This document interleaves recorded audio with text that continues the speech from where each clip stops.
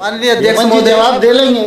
माननीय अध्यक्ष महोदय, आपने मुझे महामहिम राज्यपाल के अभिभाषण पे बोलने का मौका दिया। मैं आपका तहे दिल से धन्यवाद आभार प्रकट करता हूँ।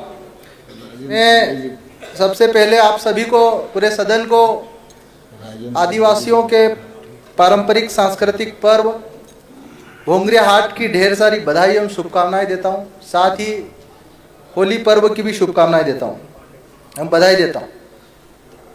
माननीय अध्यक्ष महोदय, राज्यपाल के अभिभाषण में प्रदेश के 2.25 करोड़ आदिवासियों के लिए पैसा एक्ट का जिक्र हुआ।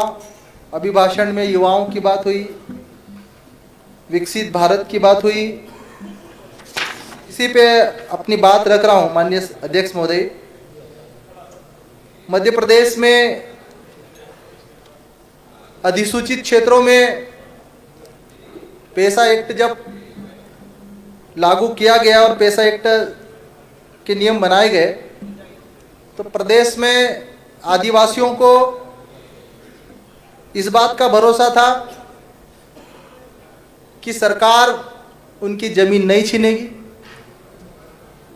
आदिवासियों को इस बात का भी भरोसा था कि उनको कोर्ट कचहरी के चक्कर ये जो है नहीं लगाने पड़ेंगे। लेकिन पैसा एक्ट 1996 में लागू हुआ, नियम 2022 नवंबर 2022 में बने।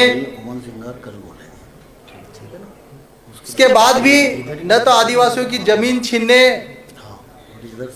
छीनना बंद हुई, न आदिवासियों का छोटे छोटे मामलों में जेल में उसके बारे में जाना बंद हुआ। स्पष्टीकरण का अधिकार है।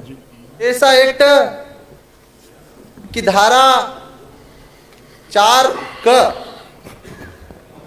और 4 में स्पष्ट रूप से प्रावधान किया गया है कि आदिवासियों की रूढ़ियों, परंपराओं, धार्मिक और सामाजिक रीति रिवाजों का संरक्षण किया जाएगा। माननीय सभापति महोदय, मध्य प्रदेश में जब पैसा नियम बनाए तो आदिवासियों की रूढ़ियों, परंपराओं और धार्मिक रीति रिवाजों को रूढ़ी जन्य संहिता में विधि का रूप दिए बिना ही पैसा नियम लागू कर दिया। और आज मध्य प्रदेश के जो आदिवासी बहुल्य जिले हैं, धार जिला हो, झाबुआ जिला हो, रतलाम जिला हो, खरगोन बड़वानी हो, सबसे ज्यादा आदिवासियों के ऊपर मुकदमे दर्ज किए जा रहे हैं। माननीय सभापति महोदय, आपके माध्यम से मैं सदन को और सरकार को अवगत कराना चाहता हूं, आदिवासियों का स्वभाव आक्रामक नहीं होता है। बहुत सीधे साधे, बहुत विनम्र और बहुत ईमानदार होते हैं। माननीय सभापति महोदय, पिछले दिनों रतलाम में एक आदिवासी की एक्सीडेंट में मृत्यु हुई। हमारे धार जिले के मनावर, मेरी विधानसभा क्षेत्र है, वहाँ पे भी अल्ट्राटेक में एक व्यक्ति की दुर्घटना में मृत्यु हुई।